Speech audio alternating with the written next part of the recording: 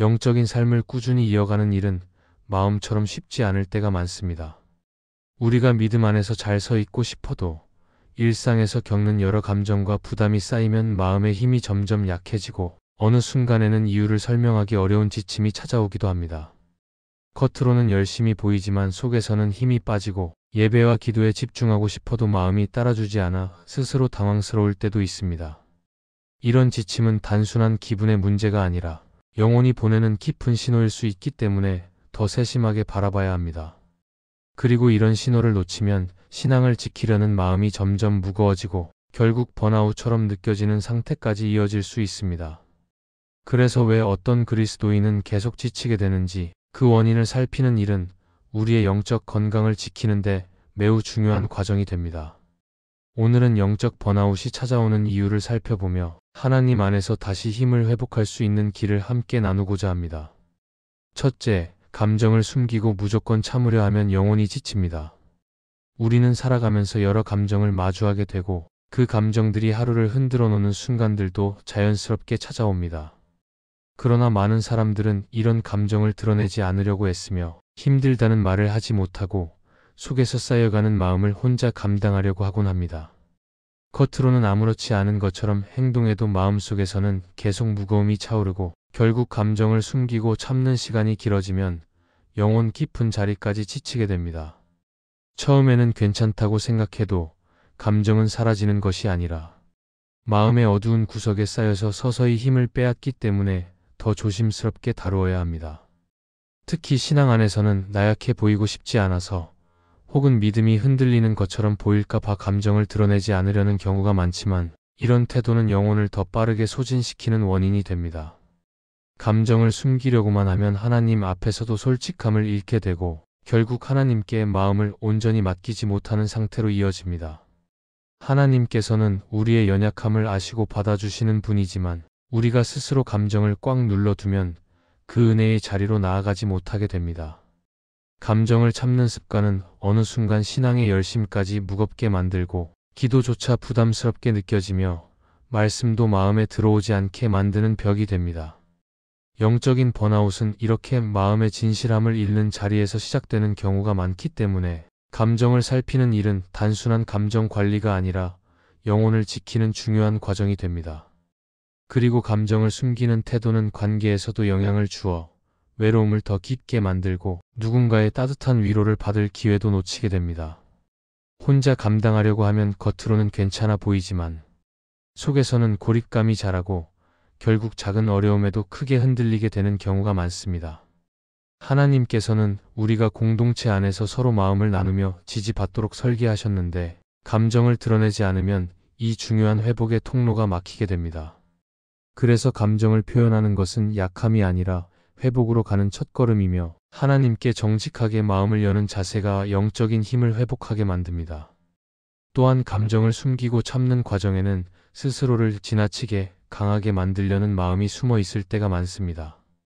하지만 우리는 완전한 존재가 아니고 하나님께서도 우리의 부족함을 알고 계시기 때문에 억지로 감정을 눌러두며 견디는 삶을 원하시지 않습니다. 감정은 마음의 건강을 알려주는 신호이고 하나님께서 우리에게 쉬어야 한다고 알려주시는 방식일 수도 있습니다.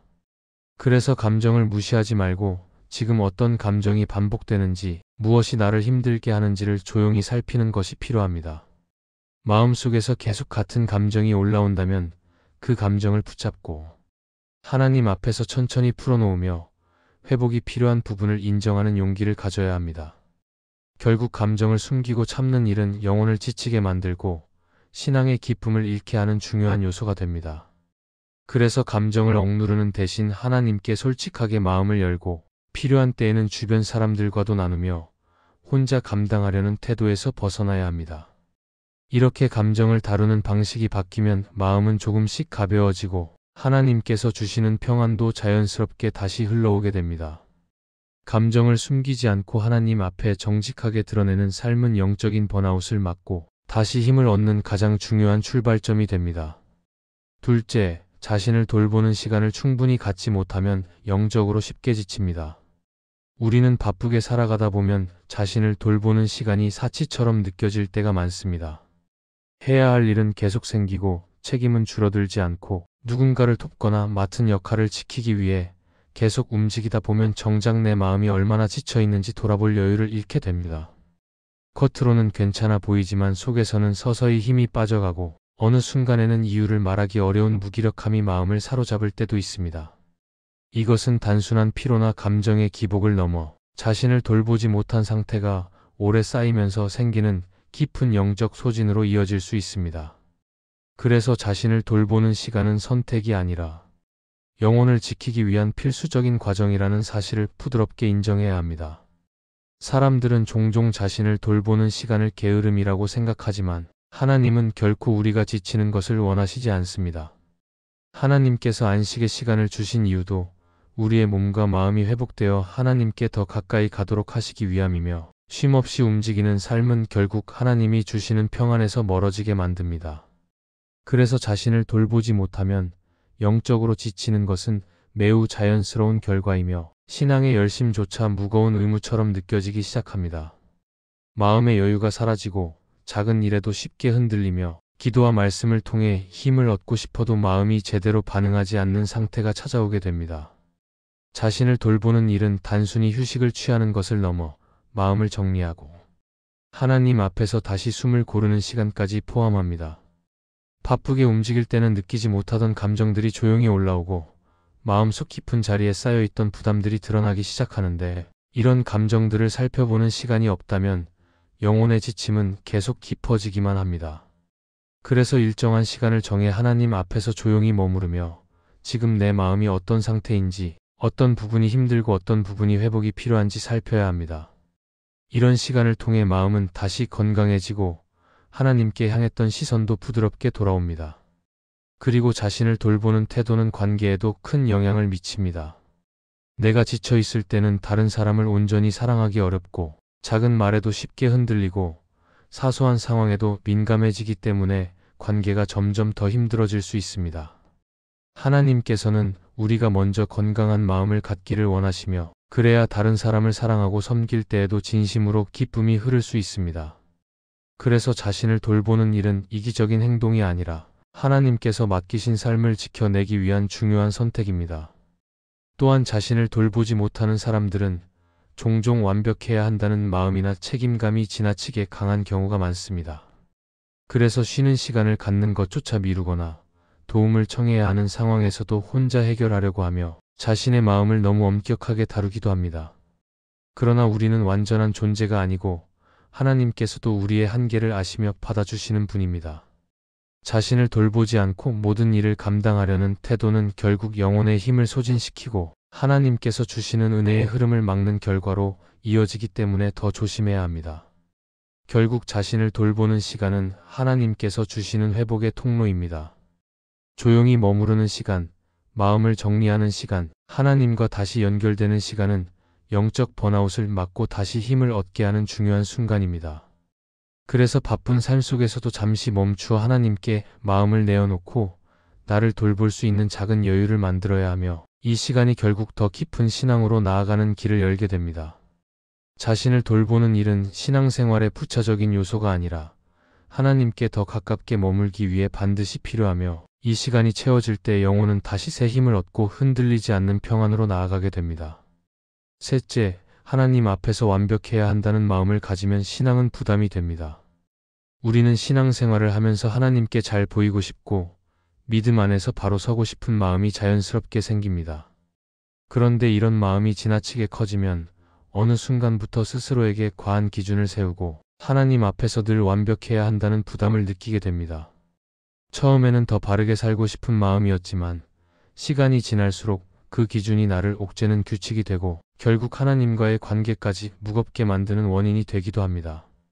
우리는 완벽한 존재가 아니고 하나님께서도 우리의 연약함을 알고 계시는데 스스로에게 완벽만을 요구하면 마음은 쉽게 지치고 신앙은 기쁨을 잃게 됩니다. 완벽함을 추구하는 마음은 겉으로 보면 신앙이 깊은 것처럼 보이지만 실은 불안과 두려움을 감추는 경우가 많습니다. 실수하면 안 된다는 마음이 생기고 작은 흔들림에도 크게 흔들리며 하나님께 인정받고 싶다는 바람이 점점 부담으로 바뀌기 시작합니다. 그래서 마음은 더 민감해지고 주변 사람들의 시선에도 쉽게 흔들리고 결국 하나님 앞에서도 편안함을 잃게 됩니다. 완벽을 향한 마음이 강해지면 은혜보다 의무가 더 크게 느껴지고 하나님께 나아가는 시간이 기쁨이 아니라 해야 하는 일처럼 변하게 됩니다. 이런 상태가 오래되면 영적으로 지치는 것은 자연스러운 일이고 하나님께 가까이 가고 싶은 마음조차 약해질 수 있습니다. 또한 완벽하려는 마음은 스스로를 자꾸 비난하게 만들고 조금만 실수해도 마음이 크게 흔들립니다. 하나님께서는 우리가 넘어질 때 붙들어 주시는 분인데 우리는 스스로를 너무 엄격하게 판단해서 조금만 기준에 미치지 못해도 자신을 자책하게 됩니다. 그러면 마음속에는 자꾸 부담이 쌓이고 하나님께 더 가까이 가고 싶어도 죄책감 때문에 멀어지는 일이 반복됩니다. 이렇게 스스로에게 지나친 기준을 요구하다 보면 영혼은 점점 지치고 신앙생활이 힘겨운 무게처럼 느껴지게 되며 결국 영적 번아웃을 겪게 됩니다. 완벽주의는 다른 사람과의 관계에서도 영향을 줍니다. 내가 완벽해야 한다고 느끼면 자연스럽게 다른 사람에게도 높아진 기준을 적용하게 되고 작은 부족함도 쉽게 눈에 들어오며 마음이 부드러워지지 않습니다. 그러면 공동체 안에서도 부담이 커지고 함께 지내는 것조차 힘들어지며 결국 사람들과의 관계 속에서 상처가 쌓일 수 있습니다. 하나님께서는 우리가 서로를 이해하며 함께 자라기를 원하시는데 완벽하려는 마음은 이런 흐름을 가로막아 영적인 고립을 만들 수 있습니다. 그리고 완벽을 향한 마음이 커질수록 우리는 쉬는 법을 잊게 됩니다. 하나님께서는 우리의 연약함을 아시고 쉼을 선물로 주셨지만 완벽주의는 쉼을 허락하지 않고 계속 더 해야 한다고 말하며 마음의 압박을 줍니다. 이 압박 속에서 살아가면 영혼이 회복될 시간이 부족해지고 하나님께 주시는 평안보다 스스로 만든 기준을 더 의식하게 됩니다. 그러면 아무리 열심히 해도 만족이 없고 늘 부족하다는 마음에 시달리게 되며 결국 영적인 지침이 깊어지게 됩니다. 하나님 앞에서 완벽해야 한다는 마음을 내려놓는 것은 포기나 게으름이 아니라 하나님을 신뢰하는 마음을 배우는 과정입니다. 하나님께서는 우리가 완전해서 사랑하시는 분이 아니라 연약해도 사랑하시고 부족해도 품어주시는 분입니다. 그래서 완벽을 내려놓는 순간부터 우리는 더 정직하게 하나님께 나아갈 수 있고 은혜를 더 자연스럽게 받아들이게 됩니다. 마음의 짐이 가벼워지고 신앙은 다시 기쁨이 되고 예배와 기도가 다시 살아나는 변화가 오기 시작합니다. 결국 하나님 앞에서 완벽해야 한다는 마음은 영혼을 부담스럽게 만들고 영적 번아웃으로 이어지는 중요한 원인이 됩니다. 그래서 스스로에게 지나치게 높은 기준을 요구하기보다 하나님께 마음을 맡기고 은혜 안에서 편안히 머무는 태도를 배우는 것이 필요합니다. 이렇게 마음의 짐이 풀어질 때 우리는 더 가볍게 하나님께 나아갈 수 있고 다시 힘을 얻어서 믿음의 길을 흔들리지 않고 걸어갈 수 있게 됩니다. 넷째, 혼자 감당하려는 마음이 커질수록 번아웃이 빨리 찾아옵니다. 신앙생활을 하다 보면 나도 모르게 모든 일을 혼자 책임지려는 마음이 커질 때가 있습니다. 누군가에게 기대는 것이 불편하고 도움을 부탁하는 것이 어렵고 하나님께 맡겨야 할 자리에서도 스스로 해결하려는 마음이 앞설 때가 있습니다. 겉으로는 강해 보이지만 속에서는 부담이 점점 쌓이고 결국 어느 순간에는 작은 일에도 마음이 크게 흔들리며 깊은 지침이 찾아오게 됩니다. 처음에는 감당할 수 있다고 생각했지만 혼자 짊어지려는 마음이 오래되면 영혼은 결국 무너질 수밖에 없습니다. 혼자 감당하려는 마음은 책임감이 강해서 생길 수도 있고 누군가에게 짐이 되고 싶지 않아서 생길 수도 있으며 혹은 내 문제를 드러내기 어려워 마음을 숨기면서 생길 수도 있습니다. 그러나 이런 마음은 결국 하나님께 마음을 맡기지 못하게 만들고 신앙의 흐름을 은혜보다 의무 중심으로 바꾸어 버립니다. 하나님께서는 우리의 연약함을 아시고 도움을 구하도록 초대하시는데 우리는 때때로 그 초대를 잊고 모든 것을 혼자 해내야 하는 사람처럼 스스로를 몰아붙입니다. 이것은 영혼이 지칠 수밖에 없는 길입니다. 또한 혼자 감당하려는 태도는 관계에서도 벽을 만들게 됩니다. 다른 사람들은 도와주고 싶어도 다가갈 수 없게 되고 나는 혼자 버텨야 한다는 마음이 깊어지면서 자연스럽게 고립감이 생깁니다.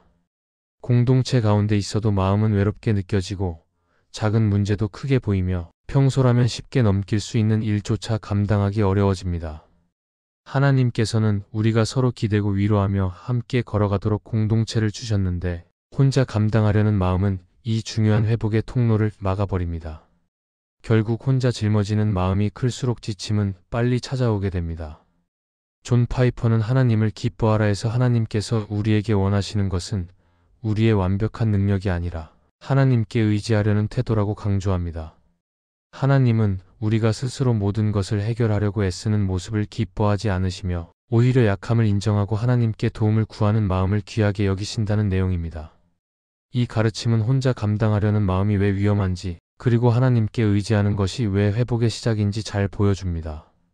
혼자 감당하려고 하면 기도도 점점 짧아지고 하나님과의 관계도 의무처럼 느껴지기 시작하며 결국 하나님께서 주시는 평안에서 멀어지게 됩니다.